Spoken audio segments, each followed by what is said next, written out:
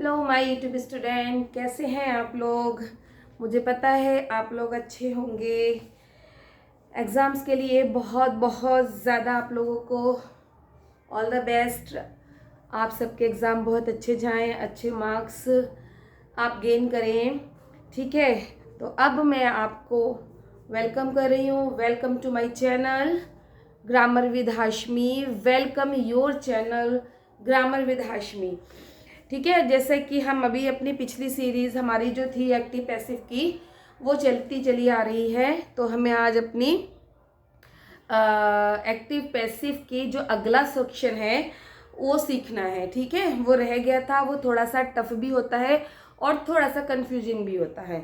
तो ज़्यादातर बच्चे उसमें कंफ्यूज हो जाते हैं क्योंकि वो स्टार्टिंग में परफेक्ट तक तो सीख लेते हैं और उसके बाद का मसला जो है उनको बहुत कम समझ में आता है। तो इसको बहुत स्पेशल तरीके से सीखिए क्योंकि एग्ज़ाम्स में कभी कभी ट्रिकी क्वेश्चंस भी दे दिए जाते हैं कि बच्चों को थोड़ा सा कन्फ्यूज़न हो या थोड़ा सा टफ भी हो जाता है, लेकिन ये टफ बिल्कुल भी नहीं होते हैं, बहुत आसान होते हैं, बहुत इजीली आप इसको सीख सकते हैं। तो ठीक है, सबसे पहले हम सीखने जा रहे हैं आज अपने इंट्रोगेटिव वाले सेंटेंस, ठीक है, जो हमारे हेल्पिंग वर्ब से शुरू होते हैं, ठीक है।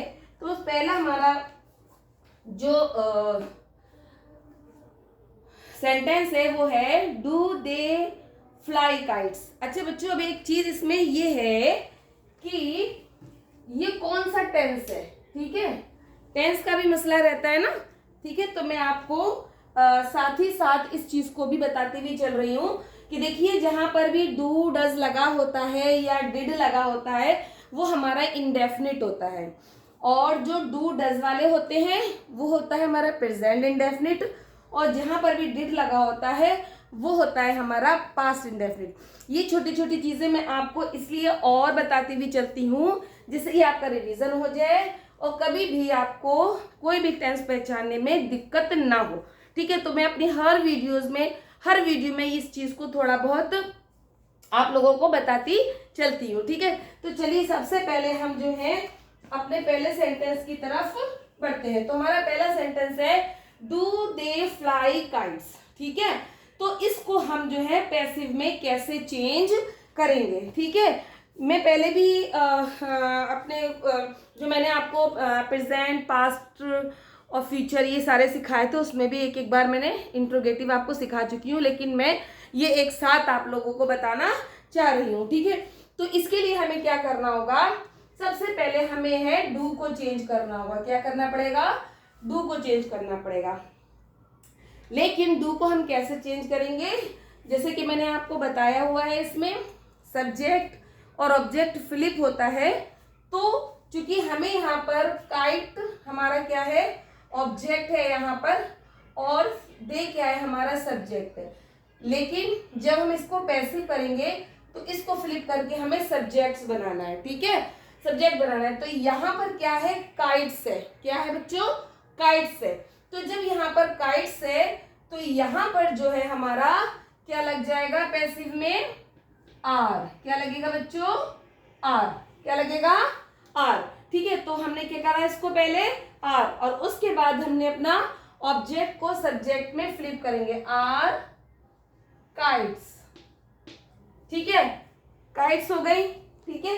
अब जो है क्या लगना है, इसका रूल वैसे क्या होता है मैंने आपको बताया हुआ है, ये वाली चीज, इसमें वर्ब की थर्ड फॉर्म लगती है, ठीक है, उसके बाद बाई लगता है और उसके बाद ऑब्जेक्ट लगता है, ठीक है। और इससे पहले एक चूंकि इंट्रोगेटिव है तो यहाँ सबसे पहले आपका हेल्पिंग वर्ब आ जाएगा, ठीक है, और उसके बाद हमारा सब्जेक्ट आ जाएगा, ठीक है।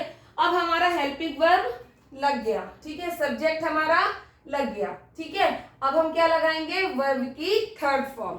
अब बच्चों इसमें ये देखिए कि वर्ब इसमें क्या है, क्या है वर्ब, फ्लाई। फ्लाई का थर्ड फॉर्म होती है phloem, FLOWN, phloem, FLOWN, phloem, ठीक है। तो हमारी वर्ब की थर्ड फॉर्म भी हो गई और उसके बाद हम लगाएंगे बाई, और बाई के बाद जो हमारा दे है इसको हम कर देंगे देम। क्या कर देंगे, देम और क्वेश्चन मार्क। बच्चों इतना याद रखिएगा कि क्वेश्चन मार्क जब इंट्रोगेटिव होगा तो ज़रूर लगाएं। हो सकता है कि एग्जामिनर जो है इस चीज़ पर ध्यान ना दे कि आपने लगाया है या नहीं लगाया, लेकिन बाय द वे अगर उसने देख लिया कि आपने नहीं लगाया है तो वो आपके लिए मार्क्स में थोड़ी सी दिक्कत हो सकती है। ठीक है, तो आप हर इंट्रोगेटिव में क्वेश्चन मार्क ज़रूर लगाइएगा। ठीक है, उसके बाद आ जाइए यहाँ पर, डज शी लाइक्स ऑरेंजेस। ठीक है, इसमें भी हमें क्या करना है, अपना ये जो हमारा ऑब्जेक्ट है, ये हमारा सब्जेक्ट है, ये हमारा क्या है, वर्ब। तो यहाँ पर हम जो भी हेल्पिंग वर्ब लिखेंगे वो ऑरेंजेस के हिसाब से लिखेंगे। ठीक है, तो क्या लिखेंगे हम यहाँ, आर ऑरेंजेस।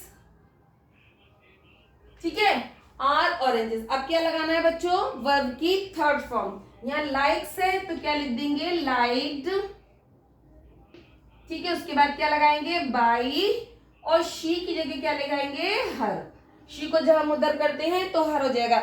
जिन बच्चों ने भी मेरी एक्टिव पैसिव की पूरी सीरीज अगर देखी होगी तो उनको ये सब्जेक्ट और ऑब्जेक्ट को का फ्लिप करना जो है वो अब तक वो बहुत अच्छे से सीख चुके होंगे। ठीक है, और अगर आपने सिर्फ यही वाली वीडियो आपकी नज़रों के सामने आई है तो मैं आप लोगों से रिक्वेस्ट करती हूँ कि एक्टिव पैसिव की पूरी सीरीज आप प्लीज़ देखिए। मैंने अपनी वीडियो में डाल रखी है 1 2 3 4 करके। ठीक है, तो आप प्लीज़ उसको ज़रूर देखिएगा। आप आगे देखिए, did we were forget the snake at home. अभी तक तो बच्चों ऊपर डू और डज था। ठीक है, तो हमने इज और आर या एम जो है हम यहाँ पर यूज कर सकते हैं, लेकिन यहाँ क्या है, डिड है। डिड हमारे में क्या आता है, ये आता है हमारा पास्ट टेंस में। किस में आता है बच्चों, पास्ट टेंस में। तो जब हमारा ये पास्ट टेंस में आएगा तो हमारा हेल्पिंग वर्ब भी किस में आएगा, पास्ट में आएगा। पास्ट का मतलब है वॉज या वर। ठीक है, बट हम वॉज या वर रखेंगे कैसे, अकॉर्डिंग टू द सब्जेक्ट। ठीक है, तो सबसे पहले हम इसमें सब्जेक्ट ऑब्जेक्ट छाट लेते हैं। सबसे पहले ये हमारा हो गया सब्जेक्ट। ठीक है, ये हो गया हमारा वर्ब, और द स्नेक हो गया हमारा, द स्नेक क्या हो गया हमारा, ऑब्जेक्ट। क्या हो गया हमारा, ये ऑब्जेक्ट हो गया। ठीक है, तो अब हमें ये पता चल चुका है कि एक मिनट, मैंने यहाँ पर सॉरी वी फॉरगेट आएगा यहाँ पर बेटा, खाली we forget the snakes at home. ठीक है, तो हमारा ये ऑब्जेक्ट हो गया, ये हमारा सब्जेक्ट हो गया, ये हमारा वर्ब हो गया। अब एट जो हमारा प्रीपोजिशन लगा हुआ है, इस चीज को अभी हम बिल्कुल भी नहीं छुएंगे। ठीक है, ये हम इसको लास्ट में छुएंगे।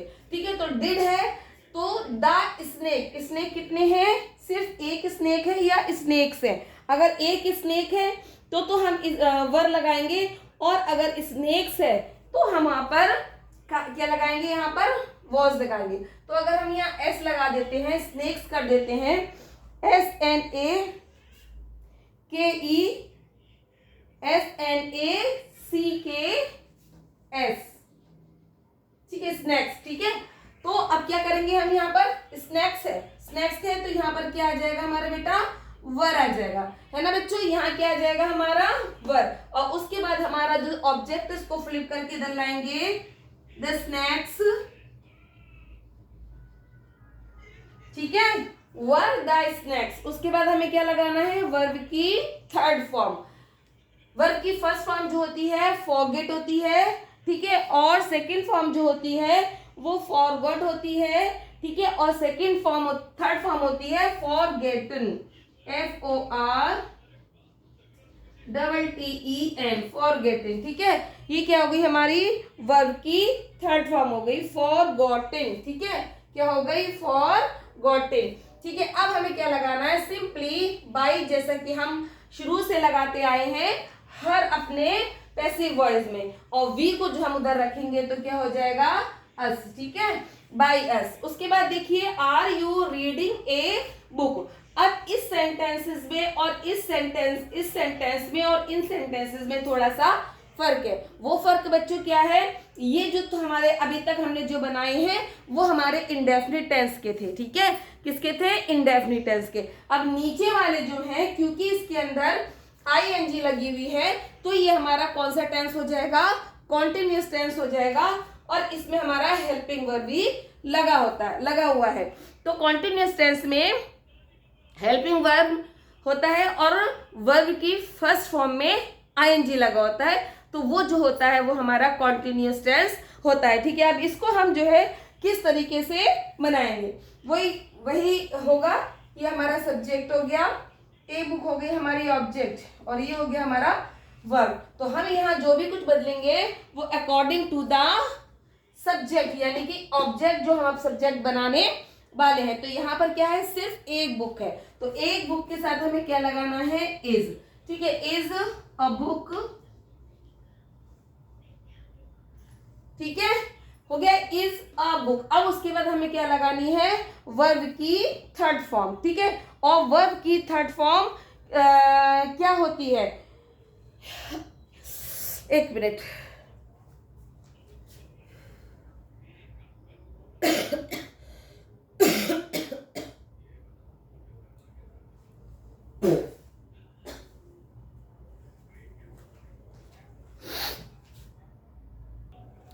हाँ आई एम सॉरी।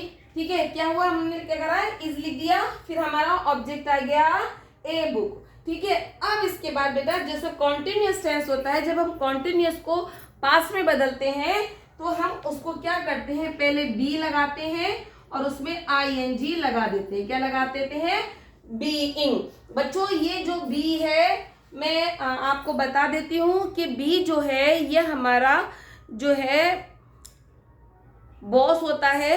ठीक है, और इसके असिस्टेंट्स जो होते हैं वो इज, एम, आर, वॉज, वर कहलाते हैं। ठीक है, तो बीइंग जो है वो हमारा जो है वर्ब का ही एक फॉर्म होता है। ठीक है, तो बीइंग, हमने इसमें आईएनजी क्यों लगाया, क्योंकि यहाँ पर जो है आईएनजी लगा हुआ है। ठीक है, तो हमने बी लगाकर इसमें आईएनजी लगा दिया। तो इज अ बुक बीइंग, और उसके बाद रीड। ठीक है, is a book being read by.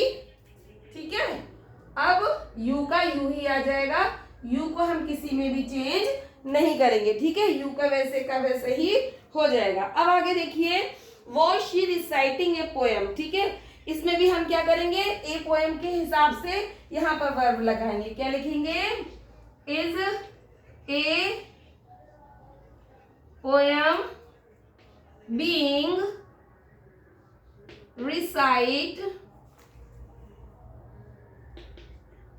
by she का हो जाएगा हर। ठीक है, तो ये जो हो गए हमारे second form, sorry interrogative sentence हमारे ये हो गए हैं। ठीक है, इसके अलावा जो है और होते हैं, मैं अभी आपको और ही करवाने वाली हूँ। इसको रेस करते हैं पहले। चलिए अब आगे चलते हैं। हमारा 6 सेंटेंस है, ये हमारे किस में आ जाते हैं, जो हमारे परफेक्ट टेंस होते हैं। परफेक्ट टेंस में जो है हमारा हैज, हैव या हैड यूज होता है। ठीक है, तो इसको हम कैसे करेंगे, हैज शी कॉल्ड यू। ठीक है बच्चों, तो इसमें भी हमें क्या करना है, बहुत सिंपल है। सबसे पहले सब्जेक्ट, उसके बाद ऑब्जेक्ट, उसके बाद जो है हमारा वर्ब आएगा। क्या आएगा, वर्ब है। ठीक है, इसको हम किस तरीके से करेंगे, लेकिन यहाँ पर जो भी हम या हैज लगाएंगे या हैव लगाएंगे वो अकॉर्डिंग टू द ऑब्जेक्ट लगाएंगे, क्योंकि इसको हम यहाँ पर सब्जेक्ट बना लेंगे। ठीक है, तो यू के साथ हमेशा हैव लगता है, हैव यू। ठीक है, हैव यू। अब बच्चों जिस तरीके से हमने कॉन्टिन्यूअस टेंस में बीइंग लगाया था, ठीक है, क्या लगाया था, बीइंग लगाया था, यहाँ हम क्या लगा देंगे, बीइंग। क्या लगा देंगे, being. Have you been called by her. इसमें परफेक्ट टेंस में बच्चों जहां पर भी हैज और हैव लगा होता है ना, वहां आपका एक कंफ्यूजन जो है वो बिल्कुल भी नहीं होता, वो होता है आपकी वर्ब की थर्ड फॉर्म। क्यों, क्योंकि हैज और हैव के साथ ऑलरेडी ही हमारा वर्ब की जो है थर्ड फॉर्म लगी हुई होती है। ठीक है, अब अगला है हमारा have you send the email. ठीक है, कैसे करेंगे, अब आप बताइए। द ईमेल है हमारा, द ईमेल जो है ये क्या है, हमारा ऑब्जेक्ट है, यू हमारा सब्जेक्ट है और ये हमारा वर्ब है। तो यहाँ पर जो है हम हैज लगाएंगे या हैव लगाएंगे। ठीक है, वो हमें देखना है। द ईमेल है तो ईमेल के साथ हमारा क्या लगेगा, हैव लगेगा, हैव द ईमेल्स,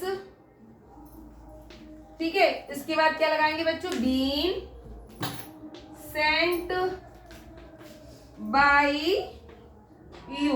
बहुत आसान है, इसको सीखना बहुत बहुत ज्यादा आसान है, ठीक है। अब अगला आता है हमारा had she bought car before, ठीक है। तो हमारा ये जो कार है ये ऑब्जेक्ट है और इसको हम आगे लेकर आएंगे, लेकिन हैड के साथ एक हमें सहूलियत और मिलती है कि इसमें हैज और हैव को आइडेंटिफाई करने की जरूरत नहीं है कि हमें किसके साथ हैड लगाना है और किसके साथ नहीं लगाना है। क्यों? क्योंकि ये सारे ही सब्जेक्ट के साथ हैड ही लगेगा। तो हम इसको क्या कर देंगे, हैड का हैड लिखेंगे, had car been bought by she के साथ हर, और बिफोर जो है सबसे लास्ट में लिख देंगे, ठीक है। तो बच्चों ये थे हमारे एक्टिव पैसिव के इंट्रोगेटिव, लेकिन ये भी आप लोगों को पता है कि इंट्रोगेटिव दो तरीके के होते हैं। एक वो जो हेल्पिंग वर्ड से स्टार्ट होते हैं जो मैंने अभी आपको सिखाया, एक वो होते हैं जो हमारे WH वाले वाक्य जो होते हैं उससे शुरू होते हैं, ठीक है। तो नेक्स्ट वीडियो में मैं आपको उनके बारे में सिखाऊंगी, ठीक है। अगर आपको मेरी चीज़ें समझ में आ रही हैं, आपको अच्छी लग रही हैं, इजी लग रही हैं, तो प्लीज़ इसको कमेंट कीजिए, लाइक कीजिए, शेयर कीजिए उन लोगों के साथ जिनके काम की ये चीज़ें हैं, और आप लोग इसको सब्सक्राइब भी ज़रूर कीजिए, बेल आइकन ज़रूर दबाइए जिससे कि ये अगली वीडियो का नोटिफिकेशन आप तक पहुंचता रहेगा। देखिए मैं सीरीज़ में चीज़ें सिखा रही हूँ, क्यों? क्योंकि अगर आपने एक वीडियो देख ली है तो नेक्स्ट वीडियो के लिए आपको पता लगना बहुत ज़रूरी है कि नेक्स्ट वीडियो कब आ रही है। तो मैं रोज़ एक वीडियो अपलोड करूँगी, तो आप लोग प्लीज़ बने रहिए मेरे साथ, आपके अपने channel grammar with Hashmi. Thank you.